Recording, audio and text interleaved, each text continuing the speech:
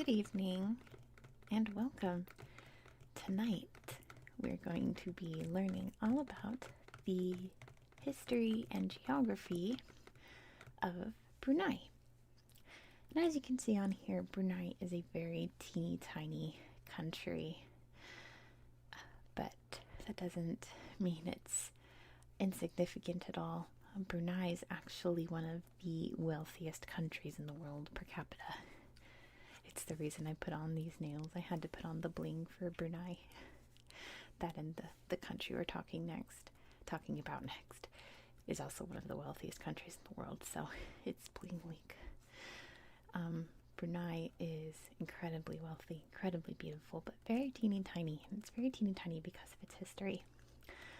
And even if I can't talk tonight, with my big new atlas, which I have under here, even that map has it really small. Can you see up there? I've got my pencil here. You can see the geography of Brunei has it in two pieces. There's this half and this half. So it's very interesting in its shape. So I'm going to open this book and show you a bigger map of Brunei. I'm going to use this map because it's important to see the surrounding geography of Brunei,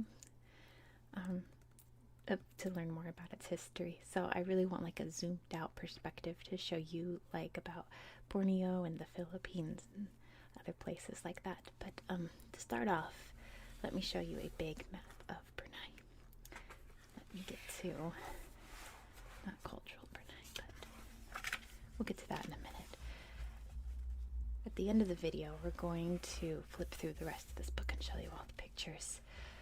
Apologies for the cars outside. They're very loud and obnoxious. Yeah, there they go. It's very, very late at night, and yet they're still driving around. So this is Brunei all zoomed in. So yes, as you can see, it is in two, but there's actually 4 different regions of it. So let's talk about this one first. This is Tembrong, and it's almost entirely forested. It's one big old beautiful forest. And actually, Brunei is kind of cut in half in terms of geography, where this half is very flat and forested, very like humid, jungly, very much what you would expect when you think of like a swampy, kind of like monsoon rainy, jungly Asian forest, you know. And this half is the same, but it's very, very mountainous, very tall, craggy mountains. So this half is almost entirely forested, one big old national park. There's lots of national parks in here as well, but this entire region is almost all national parks. And then this part right here, Brunei Muara, is where almost the entire population of Brunei lives. The capital city right here. Let me let you see a little closer. There you go. Bandar Seri Begawan is so luxurious, so beautiful. Of course, that's where the Sultan lives. He's one of the richest men in the world. He's worth about $22 billion. There's a lot to say about him. He has the world's largest car collection. He lives in the world's largest palace. You see why I have the bling. Yeah, there's a lot to say about him. But I mean, he does give back too. He does build like lots of beautiful buildings for the people. He gives back to everyone. The GDP for everyone is massive. But when you're like a billionaire, giving back is like dropping a penny in a well. It really doesn't mean much when you have so much. So it's always good to give back when you have that much, but it's still so much you have in your own pockets. But I'll show you some of the buildings that he's built for Brunei and the people of Brunei in this book. Some very gorgeous buildings, especially the big mosque in here. It's absolutely stunning. And let's see, and this region right here is kind of the middle child. It's just like the transport region between this region and this one. And this one is the money maker. This is where all the oil is drilled. So yes, Brunei is an oil country. That's where all the money comes from. Syria right here is where most of the oil fields are. They do a lot of offshore drilling as well, but this is where all the money's made. And that's pretty much it for Brunei, to be honest. Yeah, I'm trying to think of what else.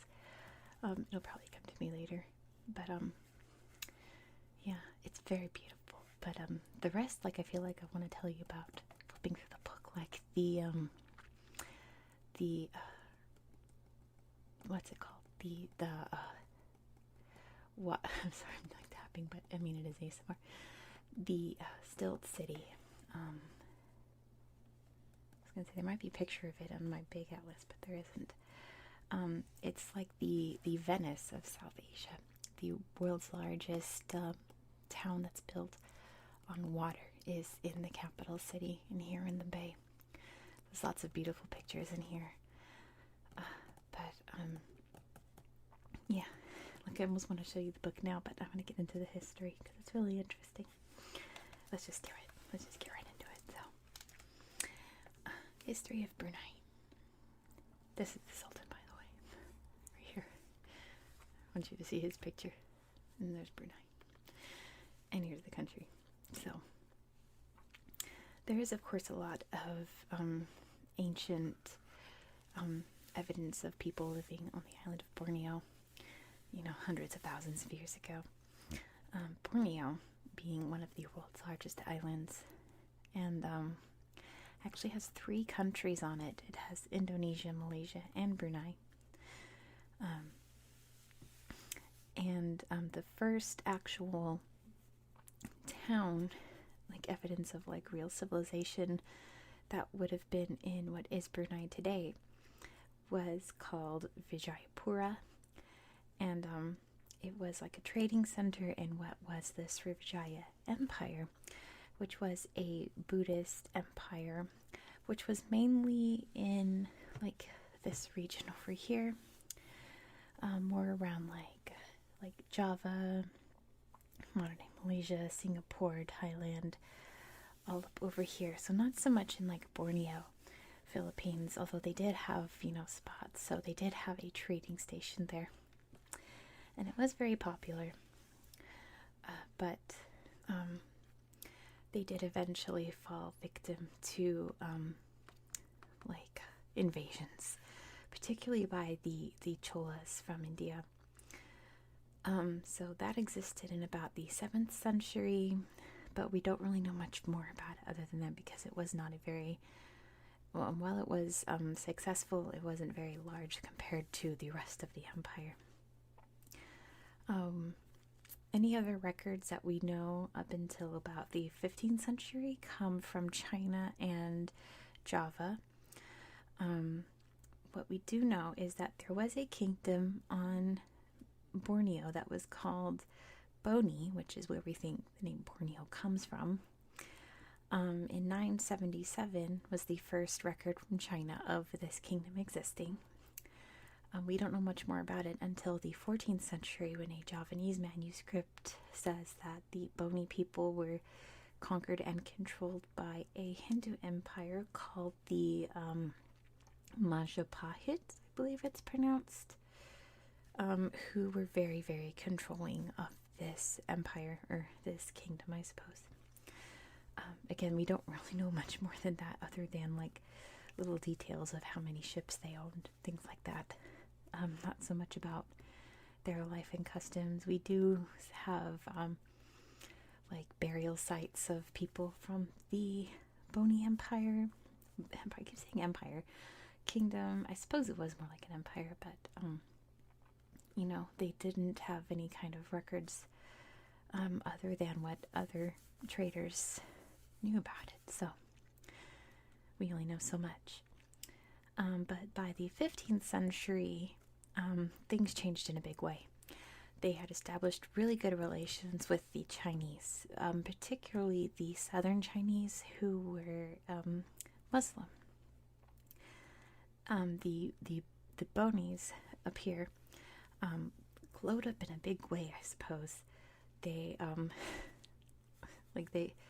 they were really feeling themselves. They seceded from the Majapahit. They converted to Islam. They established great trade relations with China. They created the Kingdom of Brunei, the Sultanate, I should say. This is the first Sultan is still the same family line of the Sultan today. So that lineage has never been broken ever since the establishment of the kingdom, the Sultanate of Brunei. They established ties with the other Muslim empires of the day, like, the Ottomans, who else? All, like, the big ones over in, like, that part of, like, Europe, Africa, Asia, all of those. They managed to gain a lot of territory, pretty much all throughout Borneo and lots of islands around here, mostly through marriages. They had a large family. And they even managed to conquer some islands up here in the Philippines. So things were looking really, really good for the Kingdom of Brunei. And the biggest landmark was that they built a giant mosque to commemorate their victories. It was 5 stories tall, this big, huge, beautiful building to, like, celebrate their success in their new kingdom and, all those wonderful things. Very big point of pride for Brunei. And the name Brunei, man, I didn't write it down. I should have. But it comes from the phrase, which is pretty much the equivalent of the word eureka. It means, like, I found it. But it's always had that name ever since the kingdom was established. The full name, Brunei Darussalam, it just means like the realm of peace. Wonderful, I think. So good times were happening there, and the kingdom was very large, very prosperous. Good times for everyone there. But of course, good times cannot last, because the 2 reasons. The Europeans started to arrive. The Portuguese were coming in from this end, and the Spanish were coming in from this end. Very famously, the Spanish conquered the Philippines. Their influence is still vastly there today. So the other issue was that in this large sultanate family, there was a lot of family drama. And at one point, these 2, it said like noblemen, but I think it's more like princes. One of them being Penguran, which is like a prince, it's like their title. Penguran Saralela went to Manila, which had once been part of Brunei, but was now owned by the Spanish. He went there to ask the Spanish to take over Brunei, and in exchange to make him the Sultan. And the Spanish agreed. And Spain declared war on Brunei in 1578. And it kicked off what was to be the Castilian War. And it was a big time war. So Spain gathered all of its forces from their American colonies all throughout Mexico, all throughout Central America, all throughout South America, a huge army to attack Brunei. So Brunei called on their friends, the Ottomans, and the Ottomans gathered their huge army from all over the Middle East, Europe, and Africa, and like Asia, like another huge army to face off against the Spanish. Massive, massive battle, ready to fight. However, the Spanish won, and the Spanish invaded the capital city of Brunei on April 16th, 1578. The Sultan had to flee, and, the Spanish took over. However, the Spanish army all became very sick with cholera, dysentery, and they fled After 72 days of occupation, they burned down the giant mosque and just left Brunei in tatters. And Penangrin Sarah Layla, the one who started all this in the first place, died in Manila not long after that, just a few months later, presumably from illness that he contracted. So, for no reason at all, Brunei was wrecked completely. Just devastating. Brunei did not recover for hundreds of years. It fell into a state of anarchy. The Sultanate took a long time to recover, and it didn't really help that a civil war broke out from 1660 to 1673 over a cockfight. Two princes argued over who'd won a cockfight. One killed the other, and in revenge, like the Sultan wound up getting murdered over the argument. It was all a huge disaster. That lasted for way too long. So yeah, it was just not a great time in Brunei. Very sadly, all of that mess over no reason at all. Flash forward to the 1800s, where the main European force in this region is Britain, whose main hobby in this area was to find reasons to like fix things. Like they were doing little like fixer-uppers, like finding reasons to, help out countries that needed help by, invading and taking over to like, repair them. And they did this to Brunei in July 1846. They helped them out by attacking and invading and trying to take over as much as possible. But honestly, it was like a good thing and a bad thing. A bad thing in that there was this invading force taking over your country. That's always bad. But at the same time, Brunei needed all the help it could get, no matter where it was coming from. So, in the 1880s, Britain appointed a man named James Brooke to control the region of Sarawak. You can see it right here. He was left in charge of this region.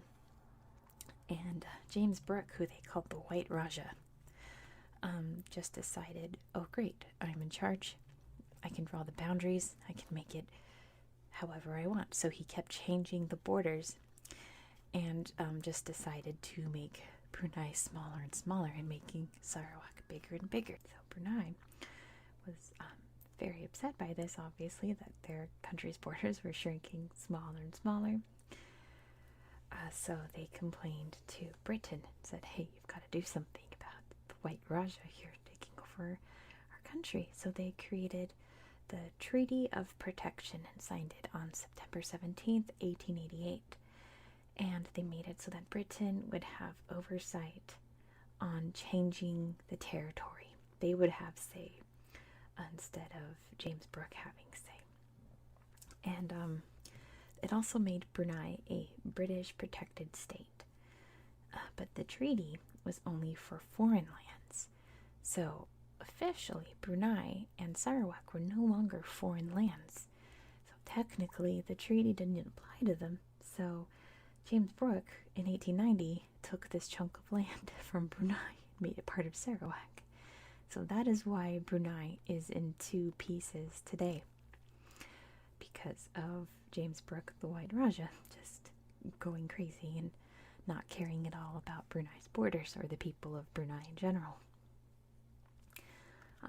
Pretty much nobody really cared about Brunei until 1929, when petroleum oil was discovered.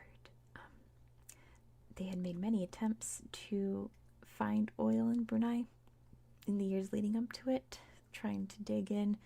Apparently someone was walking and smelled it. So they had been, digging wells around here, trying to figure out where it was for quite a while, almost like a decade, until they finally found it in 1929.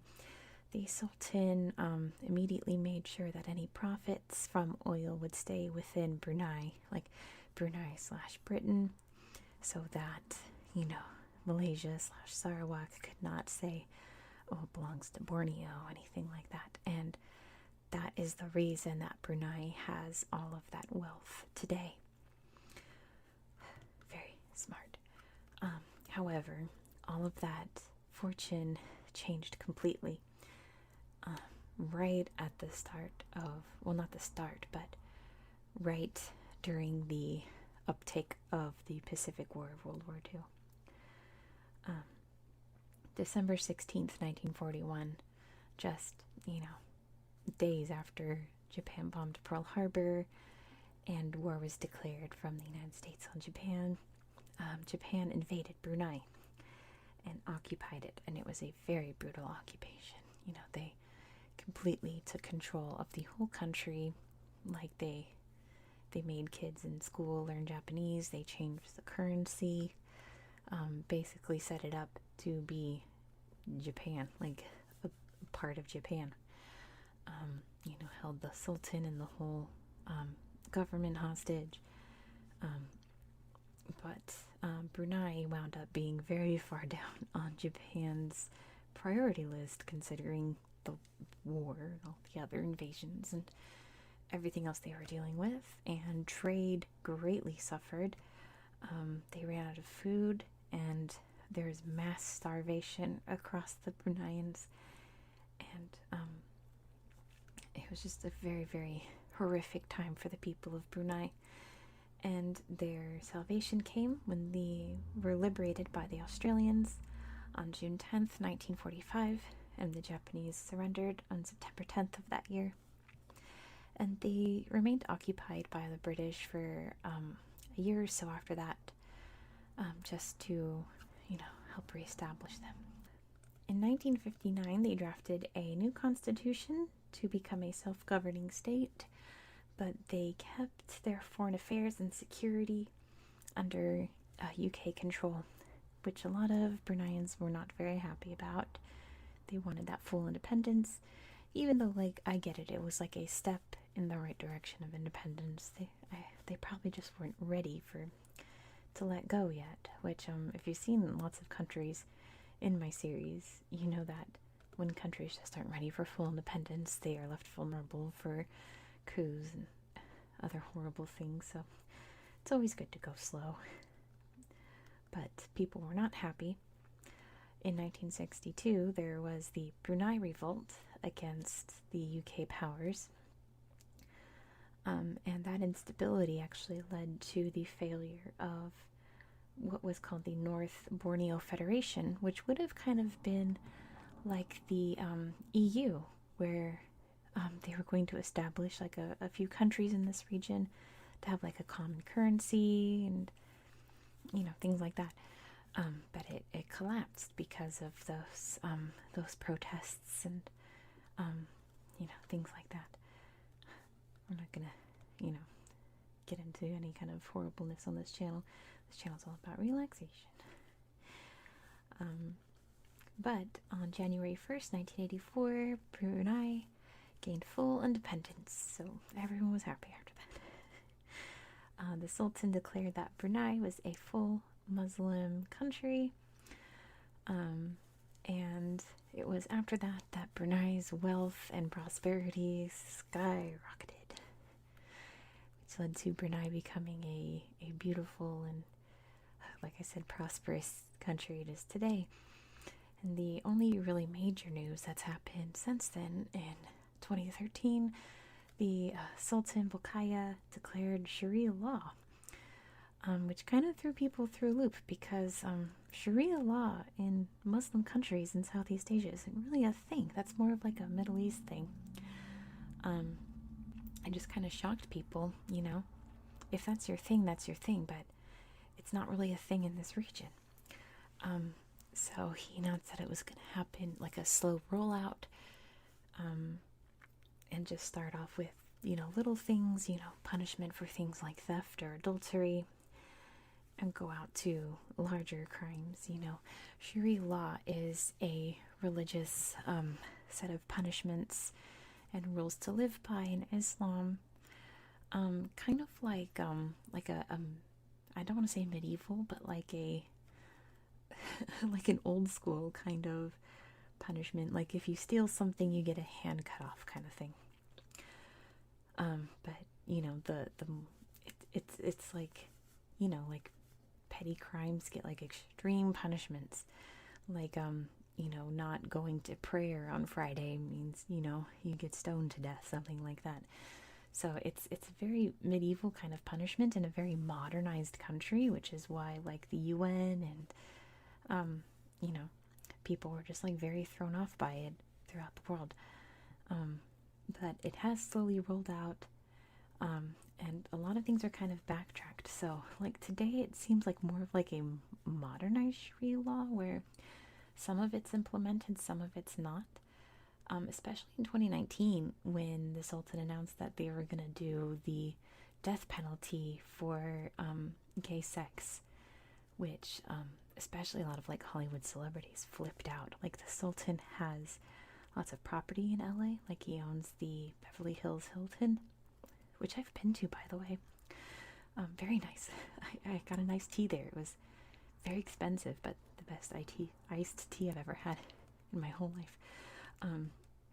So there was like a massive boycott on any of the Sultan's properties around the world, so on and so forth. And within a month, he retracted it, said, like, you know, it's still like not allowed, but we're not gonna, you know, like sentence you to death for it. So, like I said, it's Sharia law, but it's like a modern, common sense Sharia law kind of thing. So, the other one was he outlawed Christmas. Oh no. Which is like he didn't outlaw Christmas. It's you're not allowed to celebrate or use like Christmas like decorations outside of your home or church. So you can still celebrate Christmas in Brunei. You just can't use outside decorations, basically. Which, like, you can say, well, that's, you know, freedom of religion, but Brunei isn't a freedom of religion country. It's a Muslim country. So that's not even the point. So, you know, that's just what it is. So, like, just set your outrage aside. Like, you gotta understand how cultures work. And then it makes total sense. But anyway, that. Oh, and then also, you know what just happened? It's November 2020 that I'm filming this. One of the Sultan's sons just passed away a few weeks ago. He had, I didn't really say, but he had a illness that he's been suffering from. And he lost his life a few weeks ago. They had his funeral and a mourning period in Brunei. Like, very, very sad. His son was around my age, so he died very, very young. Very sad. Like, you know, when I was looking up news, I was expecting more stuff about, like, COVID or, you know, trade news or political stuff. I wasn't expecting a death in his family. That's very sad. But yeah, that is the history of Brunei. So let's get into the book. I want to show you some of the cool buildings in the capital city. And then, you know, there's always pictures of cute kids. Like, it's so cute. There's always cute kids in these books. Look at this. Oh, how cute. There's always cute kids. So here's an example of the beautiful jungly rainforests, and then here's an aerial shot of the capital. So there's the big old Grand Mosque. It's built on this like fake lagoon with like this ship. It's amazing. It's the Omar Ali Saifuddin Mosque, which was the name of the current sultan's father. He was like the sultan, you know, throughout the first half of the 20th century. This gorgeous river. This is the Belait River. This cool plant. It's like a Venus flytrap. It's a carnivorous plant. Yeah, carnivorous plant. Kind where like the fly goes in and then it snatches it up. What else? Mangrove trees. Oh, and it's this plant that smells like corpse. always kind of wanted to smell those to see. Proboscis monkey? Yeah, proboscis monkey. Their big old nose. And a tapir, so cute. Lots of different animals living in the rainforest. So this is Kampong Ayer. Not a good picture. This looks like low tide. There's better pictures. Of course, here's one of the oil drills. Beautiful lake, which is a World Heritage Site. We'll talk about more of those coming up soon. The beautiful capital city. See, it's just gorgeous buildings and gardens everywhere, all from the wealth of the country. Oh, so here we go. So this is Kampong Ayer. Of course, there's cute kids, right? The stilt city. All built on the water, so you get water taxis. So no one has cars, they all have boats. The entire city, there's schools, hospitals, everything you need in a town built on the water. The largest one in the world. So interesting. Beautiful. This is the Ulu Tembrong National Park. And some of the people that live there, some of the more indigenous people in their longhouses, their indigenous housing, still live there. More traditional totems, ancient caves where they found old burial sites from hundreds of thousands of years ago. Orang Aslis, considered to be the first inhabitants of Brunei. Of course, they're cute kids. There's always cute kids in these books. I love it. Let's see. This is Afonso de Albuquerque. One of the first Portuguese to sail into the region. This is Sir James Brooke, the White Raja, Governor of Sarawak. Here is Sultan Hassan al-Bolkiah, the Sultan of Brunei, and his oldest son, the heir to the throne. There we go. Sorry.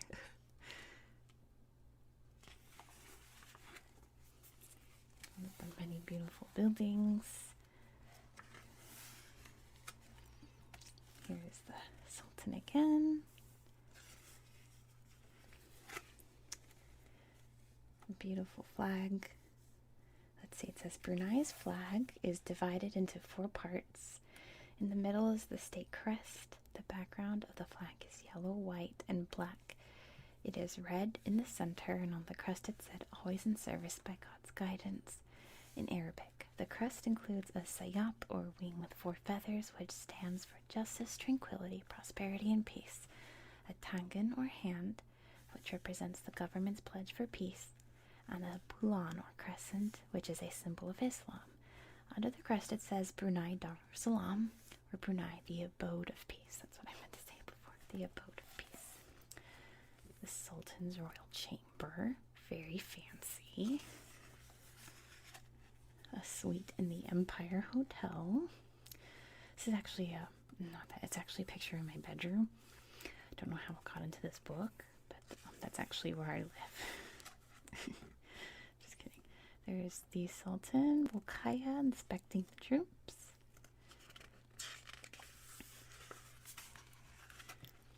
Big old oil drill bobbing along, making money for Brunei.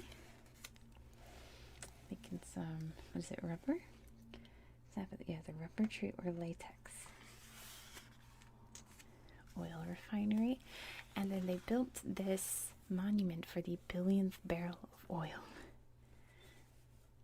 Very fancy.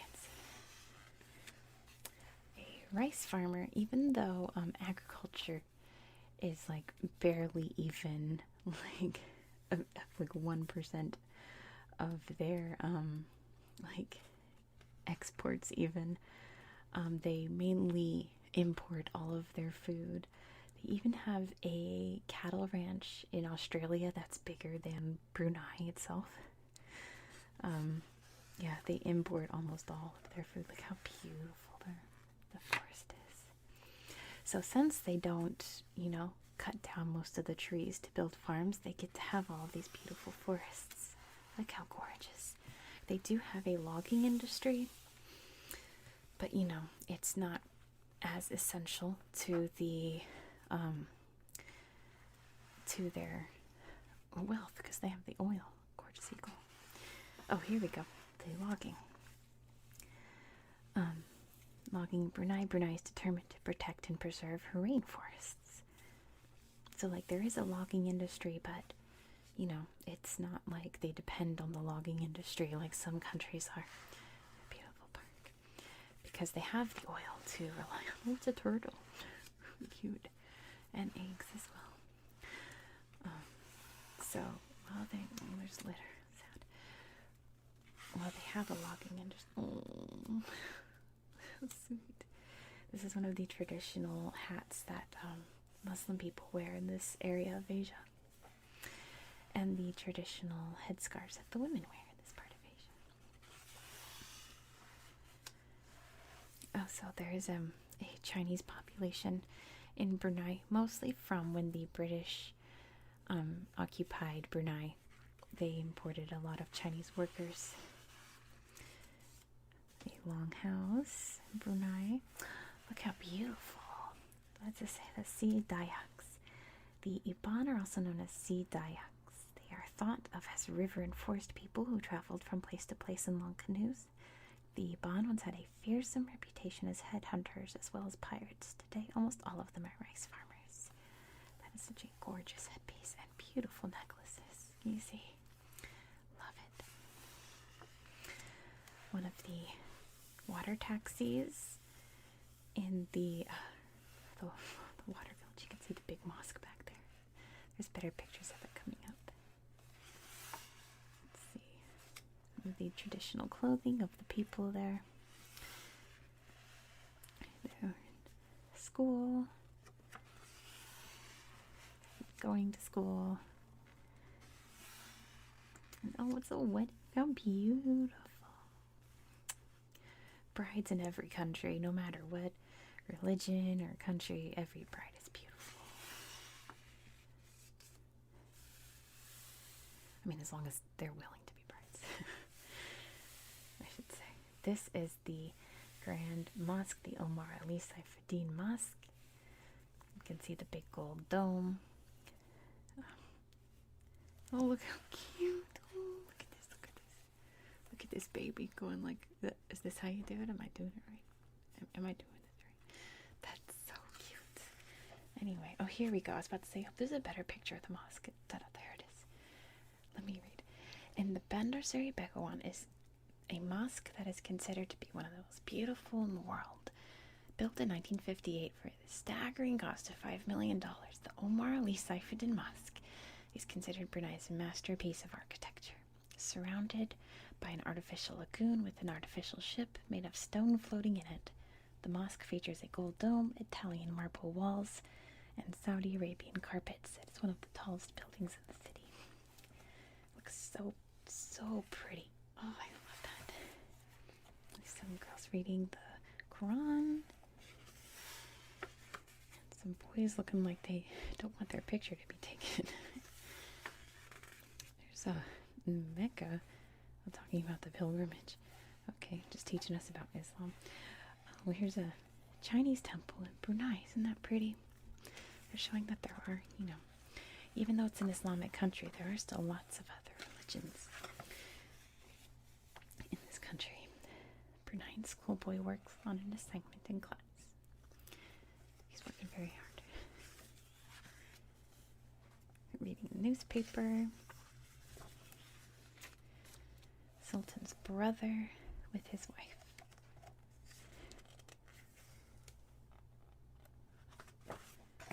Oh, I skipped a page. Let me see. Oh, arts. Oh, let's skip that.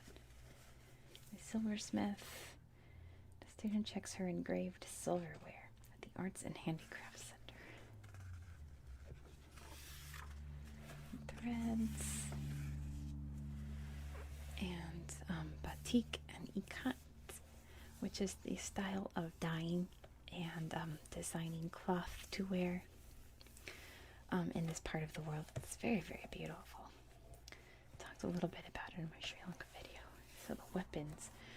So I'm pretty sure coming up we get to see, there's the like, swords and knives. Let's see the museum. Let me see. Here it is. The Royal Regalia Museum, which is another building that the Sultan has crafted that is full of these like ancient and modern weapons, like the swords and knives and shields and chariots and all sorts of kind of like ancient and like ceremonial things. It's really cool inside. I've like watched a lot of videos of what it looks like inside. It's so beautiful. Really, really fascinating. Cute kids. And Kampong Ayer, sorry. You can tell because the wood. Let's see. And then of course sports, of course. When you're in a modern rich country like that, sports are always a big deal. Oh, how beautiful. It's a lovely photo. Of course, waving the flag. What is this? At the Brunei 20th National Day celebrations. And there's the Sultan giving a speech on his birthday. I know this sounds weird, but Chinese New Year. It must be on YouTube somewhere, but if you watch the Michael Jackson concert at Brunei, it's one of his best concerts. The Sultan built a concert hall for his birthday one year, and he paid Michael Jackson to perform at it, and it's an amazing show. I'm not of course, Tarians. I've always wondered what they smelled like. I've never smelled one. I like Michael Jackson music. I'm not a I like Michael Jackson. I don't love Michael Jackson, but I love Michael Jackson music. Ooh, that fragrance. But you know, I appreciate a good stage performance. Ooh. And that's a great stage performance. Look at this chicken.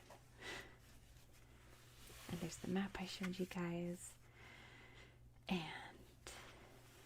yeah, that's pretty much it. So I think I'm going to leave you there before I keep babbling about whatever, because it's very late at night.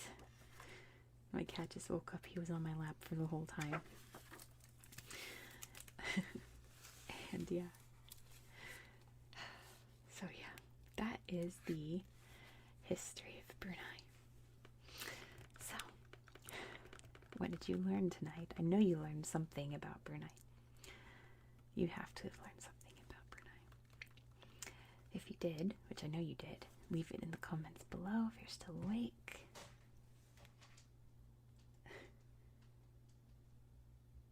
Here we go. Alright, my cat's being a menace now, so it's time for me to go. It's time for me to go to bed so that he can